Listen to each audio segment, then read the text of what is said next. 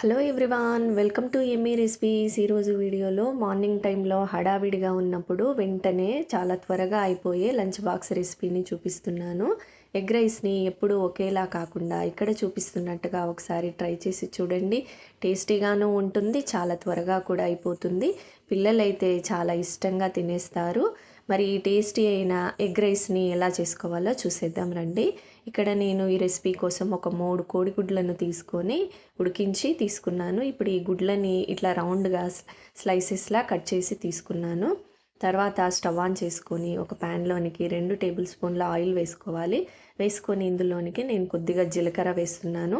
పిల్లల కోసం చేస్తున్నాను కాబట్టి స్పైసెస్ యాడ్ చేయట్లేదు. మీరు కావాలంటే కొద్దిగా స్పైసెస్ కూడా యాడ్ చేసుకోవచ్చు. తర్వాత ఆనియన్స్, ఒక 2 పచ్చిమిర్చి కూడా కట్ చేసి వేసుకోవాలి. అలాగే ఒక రెమ్మ కరివేపాకు కూడా వేసుకొని ఈ ఆనియన్ అంతా కొంచెం కలర్ చేంజ్ అయ్యేంత వరకు ఫ్రై చేసుకోవాలి. ఆనియన్ ఇలా ఫ్రై అయిన తర్వాత ఇందులోనికి కొంచెం అల్లం వెల్లుల్లి పేస్ట్ కూడా వేసుకొని పచ్చిదనం పోయేంత వరకు ఫ్రై చేసుకోవాలి. అల్లం వెల్లుల్లి పేస్ట్ కూడా ఫ్రై అయిన తర్వాత ఇప్పుడు ఇందులోనికి కొద్దిగా పసుపుని, తినే కారాన్ని బట్టి కారంని వేసుకోవాలి.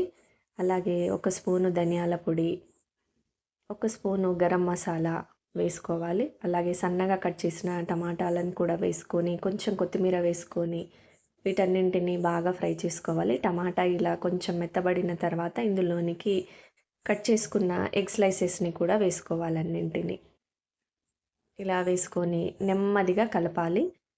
ఈ ఎగ్ చిరిగిపోకుండా నెమ్మదిగా ఒక్కసారి ఇలా కలిపేసుకొని తర్వాత ఇందులోనికి ముందుగానే చేసి పెట్టిన రైస్ని కూడా వేసుకోవాలి. వేసుకొని తగినంత ఉప్పు వేసేసుకొని ఒక్కసారి అంతా కలిసేలా నెమ్మదిగా కలుపుకోవాలి.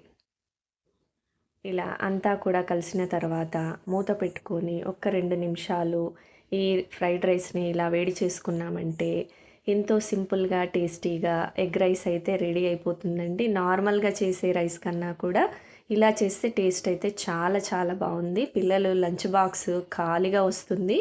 ఇలా చేసి పెట్టండి ఒకసారి. మరి ఈ వీడియో కనుక నచ్చినట్టయితే ప్లీజ్ లైక్ చేయండి, షేర్ చేయండి, సబ్స్క్రైబ్ చేసుకోండి. Thanks for watching.